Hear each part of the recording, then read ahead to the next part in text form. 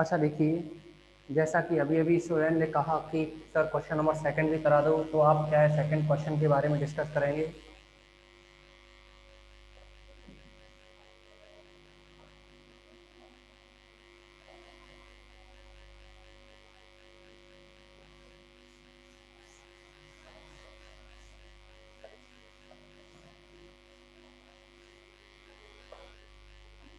तो स्टूडेंट्स, जैसा कि आपके लिए क्वेश्चन नंबर जो सेकंड दिया है वो है,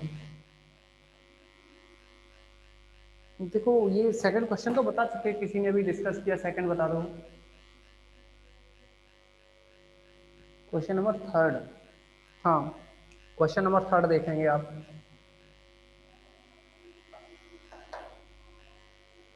ये है आपके लिए 1+2/5 +6/9 plus 2 to the power n-2, 2 to the power n-2/2 okay students, इस क्वेश्चन में आप देखेंगे कि जो nth टर्म है ना वो आपको पहले से ही दे रखी है।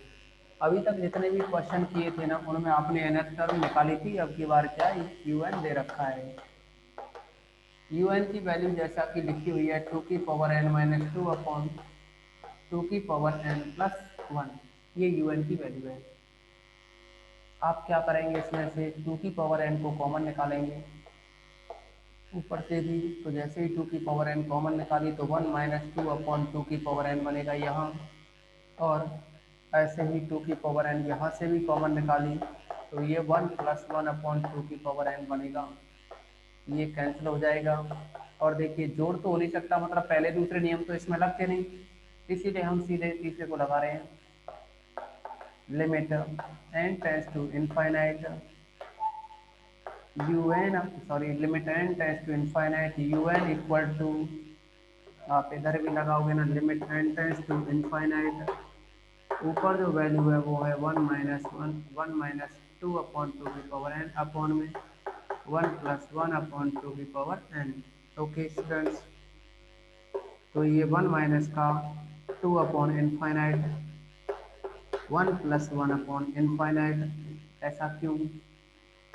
क्योंकि देखिए 2 की पावर जो अनंत है ना, इसका मतलब है दो दो के गुणा, दो दो के गुणा, दो दो के गुणा कितनी बार, n बार, सॉरी इनफाइनाइट बार। तो आप समझेंगे कि जब ये दो दो के गुणा इनफाइनाइट बार करेंगे, 2 का गुणा 2 से करोगे 4 आएगा, 8 आएगा, 16 आएगा, 32 आएगा, ऐसे क्या है 64, 128। तो इस तरह से बाद में 256 हो जाएगा, फिर ये 512 हो जाएगा। अब एक बात सोचने की है कि इसको ऐसे कितनी बार इनफाइनाइट टाइम करेंगे तो एक बहुत बड़ी टर्म बनेगी। क्या बनेगी ये? एक बहुत बड़ी वैल्यू बन जाएगी। और जब यह एक बहुत बड़ी वैल्यू बनेगी तो इसका मतलब हुआ कि यह इनफाइनाइट वैल्यू आएगी, इनफाइनाइट वैल्यू आएगी। तो इसीलिए हमने 2 की पावर जो इनफाइनाइट बनेगा ना उसको क्या लिख दिया हमने, इनफाइनाइट। और इनफाइनाइट का भाग अगर दो में देंगे, यानी दो में अनंत का भाग देंगे तो जीरो, ऐसे ही 1+1 में अनंत का भाग देंगे तो भी जीरो। ओके, अब एक में एक का भाग दिया तो एक आया, जो कि क्या है, जीरो नहीं है। यहाँ देखेंगे आप कि ये un ≠ 0 है। अगर ये एक जो कि जीरो नहीं है तो हम ये कह सकते हैं कि जो श्रेणी होगी वो अपसारी होगी। तब सिग्मा un अपसारी होगी। ओके स्टूडेंट, आप सभी इसका स्क्रीनशॉट लेंगे, सभी स्क्रीनशॉट लें इसका।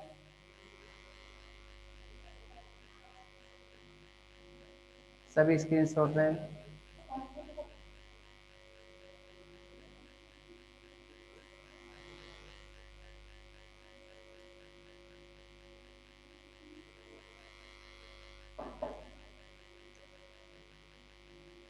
नेक्स्ट देखेंगे,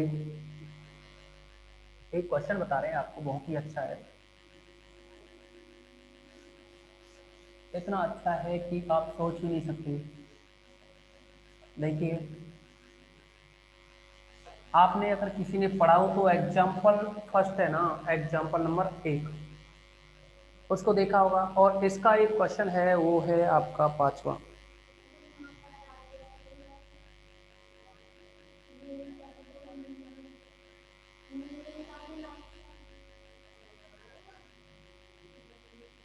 इसमें क्वेश्चन नंबर 5 है। क्वेश्चन 5 के बारे में हम डिस्कस करेंगे। तो आप देखोगे इसमें 5th क्वेश्चन दे रखा है आपके लिए 3/5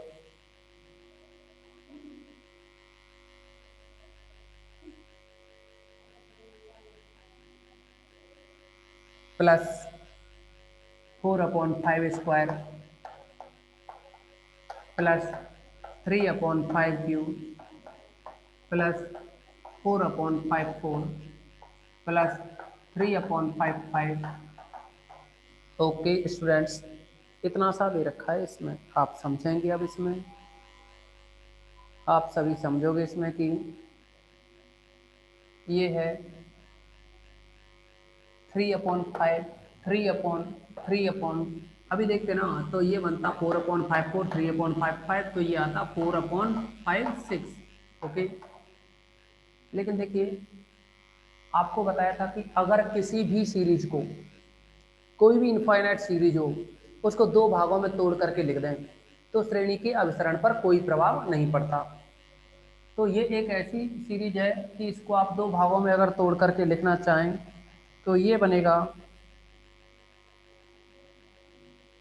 इक्वल टू, इसमें 3/5 प्लस 3/5 क्यूब प्लस 3/5 प्लस, और देखिए यहाँ 4/5 स्क्वायर 4/5 4/5 बोलिए, किसी को कोई डाउट तो नहीं? इसमें लिख सकते हैं ना, कोई दिक्कत तो नहीं, लिखा जा सकता है ना इतना तो।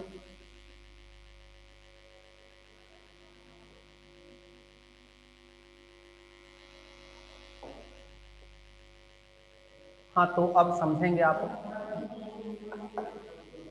अगर यहाँ से 3/5 को कॉमन लें तो ये बनेगा 1 plus 3/5 plus 3/5 cube plus, okay. आप यहाँ से, सॉरी स्टूडेंट्स, 3 को कॉमन ले लिया ना, तो 1 रहेगा ऊपर। और देखिए आप यहाँ से भी कॉमन लें 4/5 स्क्वायर, तो ये बनेगा 1 प्लस 1/5 स्क्वायर प्लस 1/5 4 प्लस, ऐसा इसलिए कि देखो, आपने 4/5 स्क्वायर कॉमन लिया ना, तो जैसे ही आप, अच्छा यहाँ भी देखो, आपने जैसे 3/5 कॉमन लिया ना, तो एक 5 कैन, देखो 3 तो ऊपर से कॉमन आ गया, नीचे से एक 5 कॉमन ले रहे हैं तो यहाँ 1 आएगा, यहाँ 2 आएगा और यहाँ 4 आएगा। ऐसे ही यहाँ 4 कॉमन लिया ऊपर से और नीचे से 5 स्क्वायर कॉमन लिया तो 1 आएगा। 5 स्क्वायर कॉमन लिया ना, दो कम होते जाएंगे, तो यहाँ स्क्वायर रहेगा, यहाँ 4 रहेगा, ओके। और देखो, ये वाला ब्रैकेट और ये वाला ब्रैकेट दोनों सेम है, तो बाहर निकालो कॉमन लेते हुए। यहाँ तो 3/5 रहेगा और यहाँ रहेगा 4/5 स्क्वायर मीन्स 25, ओके। अब देखिए ये जो बाहर है ना, 1 प्लस 1/5 स्क्वायर प्लस 1/5 की पावर 4 प्लस, दोनों ब्रैकेटों में ये कॉमन था, इसको कॉमन ले लिया, ठीक। अब क्या है कि इसमें इनफाइनाइट सीरीज है, आप देखेंगे ये जीती है गुणोत्तर श्रेणी। ये गुणोत्तर श्रेणी क्यों है? एक का भाग इस 1/5 के वर्ग में देंगे तो 1/5 का वर्ग ही आएगा, यानी जीपी इसलिए है, अगर इसमें 1/5 के वर्ग में 1 का भाग दें तो 1/5 का वर्ग ही आएगा, मीन्स 1/25। ऐसे ही 1/5 की घात 4 में और 1/5 की घात 2 का भाग दें तो 4, 2 से ये 4 दो बार कटेगी तो 5 की घात 2 और बचेगी ना, तो इसका मतलब हुआ 1/25, ओके। 1/25 तो देखेंगे आर का मान समान है, आर का मान कितना है 1/25। तो आपको मैंने बताया था एक सीरीज लिखाई थी इनफाइनाइट सीरीज। अच्छा इसका भी एलसीएम लें तो ये 25 आएगा, 25 आएगा तो ये 15 बनेगा ऊपर प्लस का 4। लेकिन इसको देखिए आपको एक सीरीज लिखाई थी इनफाइनाइट सीरीज और उसके लिए बताया a/1 माइनस आर। तो आप देखेंगे यहाँ ए की वैल्यू 1 है, अपॉन में 1 माइनस आर, आर की वैल्यू आपके पास 1/25। ओके स्टूडेंट्स, आप देखेंगे ये 15 और 4 19, तो ये 19/25 गुणा, इसको एलसीएम लेकर के सॉल्व करें तो ये 25 माइनस 1 यानी 24 बचेगा। इसके नीचे 25 लिखेंगे तो 25 ऊपर जाएगा, ये 25 कट जाएगा तो 19/24 वैल्यू आएगी। अब 19/24 है वह तो एक परिमित मान है, 19/24 एक निश्चित मान है, निश्चित है अर्थात परिमित है। और अगर परिमित आ जाए योग तो फिर श्रेणी अभिसारी होती है, ऊपर वाली कंडीशन।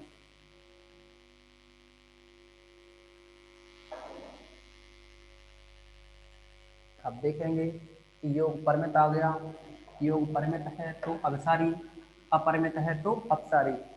लेकिन देखिए एग्जाम्पल एक है ना, उसमें भी सेम इसी तरह से करना है और आंसर भी इतना ही आता है 19/24, इसलिए वहां भी क्या कहेंगे कि ये श्रेणी होगी वो अभिसारी होगी। आप क्या कहोगे योग परिमित है तो श्रेणी अभिसारी है, तब सिग्मा UN जो श्रेणी है वह अभिसारी होगी। ओके स्टूडेंट्स, बोलिए किसी को कोई भी प्रॉब्लम हो तो। नेक्स्ट और क्वेश्चन बताओ आप जो पूछ रहे थे, किसी भी स्टूडेंट ने कुछ और भी कमेंट्स की थी पिछली मीटिंग में। क्वेश्चन नंबर 3 हो गया है, 5th हो गया, 4th आपको करा ही दिया है, 6th भी आपको करा दिया। अच्छा 4th के बारे में भी, 4th आप खुद करेंगे। बोलो कोई क्वेश्चन और जो प्रॉब्लम हो।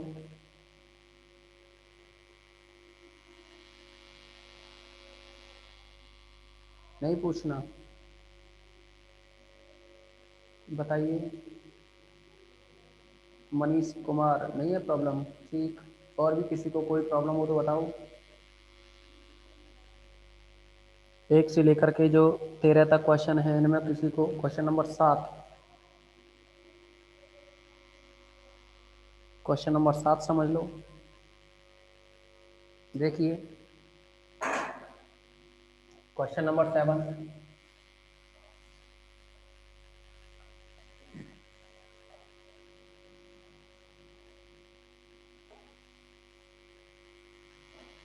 एक बहुत ही इंपॉर्टेंट बात बताएंगे आपको, क्योंकि देखो आप देखेंगे कि ये जो टेस्ट है ना, ये योग वाला, ये तो देख करके ही पता लग जाएगा कि कोई भी सीरीज है वो जुड़ सकती है या नहीं जुड़ सकती। एक गुणोत्तर श्रेणी वाला है ना, इसको भी आप बहुत आसानी से पहचान सकते हो। लेकिन बात यह है कि ये लग सकता है या ये लग सकता है, कैसे पता करें, देखते ही पता लग जाए। इन दोनों टेस्टों को कैसे कंफर्म करें कि देखते ही पता लग जाए कौन सा टेस्ट लगेगा। देखिए आपके लिए हमने तीसरा वाला टेस्ट है उसको भी बताया है, और जो चौथा वाला टेस्ट है ना इसको भी बताया है। लेकिन फिर भी हम आपको पहले इस क्वेश्चन नंबर जो 7 की बात कर रहे हैं इसमें अब क्लियर करते हैं कि कौन सा टेस्ट कब लगेगा। 1/2 प्लस, तरीका तो वही अब तक जो बताया, √2/3 प्लस, इस 1 को आप √1 भी लिख सकते हो ना। फिर है यहाँ √3/8 प्लस, और लास्ट में दे रखा है √n/में n² - 1। ओके स्टूडेंट्स, अब देखो आप, मैं शॉर्ट में आपको एक बात बताऊंगा उसको बहुत ही अच्छे से समझना। अगर यहाँ ऊपर n पे जो घात है वो और नीचे जो n पे घात है वो अगर समान आ जाए, क्या हो, ऊपर की n पे घात और नीचे की n पे घात और बराबर आ जाए, तो बराबर आ जाए उस कंडीशन में हम कहते हैं, अगर ऊपर नीचे घात क्या है समान आ जाए तो उस कंडीशन में तो क्या है, ये टेस्ट लगेगा। ओके, नोट, नोट वाला यानी नॉट इक्वल टू 0 वाला। अगर ऊपर नीचे n पे घात समान आ जाए तब तो ये टेस्ट लगेगा। और अगर ऊपर नीचे घात अलग अलग हो, जैसे कि ये अलग अलग है ना, ऊपर n पे घात आधी और नीचे n पे घात 2, अगर घात अलग अलग हों तो टेस्ट लगेगा आपका तुलना परीक्षण वाला, चौथे नंबर का टेस्ट। दोबारा सुन लें, अगर घात ऊपर नीचे अंश और हर की घात समान हो n की तो ये तीसरा टेस्ट लगेगा, और समान ना हो तो फिर चौथा लगेगा। ओके, बहुत ही अच्छे से आप ध्यान रखोगे इस बात को। अब देखिए आप इसमें un दे रखा है आपके लिए, un इज इक्वल टू, निकालना नहीं पड़ेगा ना un, तो ये है n स्क्वायर माइनस वन, ऊपर n पे घात आधी है, नीचे से n स्क्वायर कॉमन लें तो ये बनेगा 1 minus one upon n square. अब देखिए दो में से आधी घात काटेंगे तो ऊपर एक और नीचे कितना है n की घात, दो में से आधी घटाएंगे तो ये 3/2 बचेगी, और ये आया 1 minus one upon n square. Okay students, कोई डाउट तो नहीं किसी को? अब क्या है, यहाँ सहायक श्रेणी मानते हैं, मत लगाओ, un जीरो बनेगा ही। देखो अगर आप इस टेस्ट को लगा करके भी देखें तो भी नहीं लगेगा, क्योंकि n की जगह अनंत रखोगे ना, 1/अनंत क्या आएगा, जीरो आएगा ना, जीरो आएगा ना, जबकि उसमें तो ये कहता है कि जीरो नहीं आना चाहिए, तो ये क्या है यहाँ जीरो आ रहा है। तो अब आप क्या करोगे, इसमें मान लोगे, माना सहायक श्रेणी, माना सहायक श्रेणी sigma V N is equal to, देखो तुलना परीक्षण का यूज करते हैं हम, तो सहायक श्रेणी sigma V N is equal to sigma 1/n/3/2। Okay, तब तुलना परीक्षण से, तुलना परीक्षण से आप लिमिट निकालेंगे, limit n tends to infinite of un upon V N equal to limit n tends to infinite un upon V N करेंगे, मतलब 1/n की घात से ही 1/n की घात कट जाएगी, तो ये बचेगा 1 minus one upon n square. जैसे ही लिमिट लगाओगे तो 1 माइनस अनंत रखोगे, 1/अनंत जीरो होता है, जो कि एक आया, नॉट इक्वल टू जीरो और फाइनाइट। यही कंडीशन होती है कि ये जो एल आता है वो जीरो के बराबर नहीं हो और परिमित हो, तो फिर हाइपर हार्मोनिक श्रेणी का उपयोग करते हैं। हाइपर हार्मोनिक श्रेणी से, हाइपर हार्मोनिक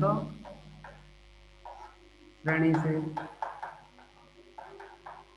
और अगर हम हाइपर हार्मोनिक श्रेणी की बात करें तो इसमें सिग्मा वी एन की जो वैल्यू है, सिग्मा वी एन की जो वैल्यू है 1/n⁴ है, 1/n⁴ आप कंपेरिजन करोगे, यहाँ 1/n⁴p है, तो यहाँ जो p की वैल्यू है वो कितनी है, 3/2। 3/2 क्या है, एक से बड़ी, यानी p की वैल्यू क्या है, एक से बड़ी, और एक से बड़ी होती है तो सिग्मा यू एन कैसी, अभिसारी।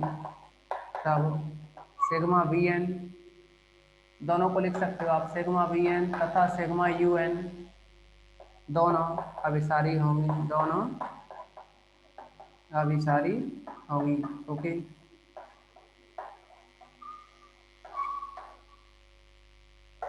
तो ये इस प्रॉब्लम का सॉल्यूशन रहा।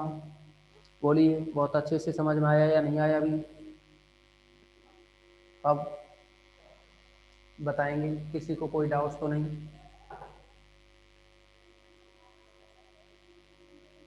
बोलेगा कोई भी? अब देखिए आप बुक उठाइए, क्वेश्चन नंबर 14 देखो, बुक उठाएं, क्वेश्चन नंबर 14 देखेंगे,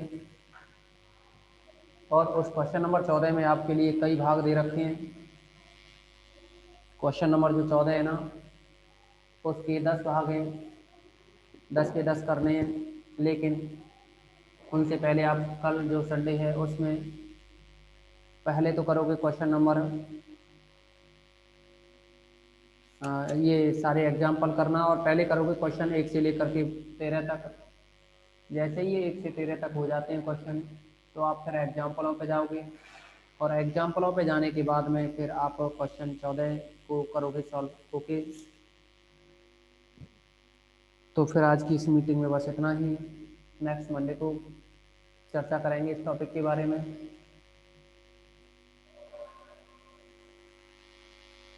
और भी किसी को कोई डाउट हो तो बता दें।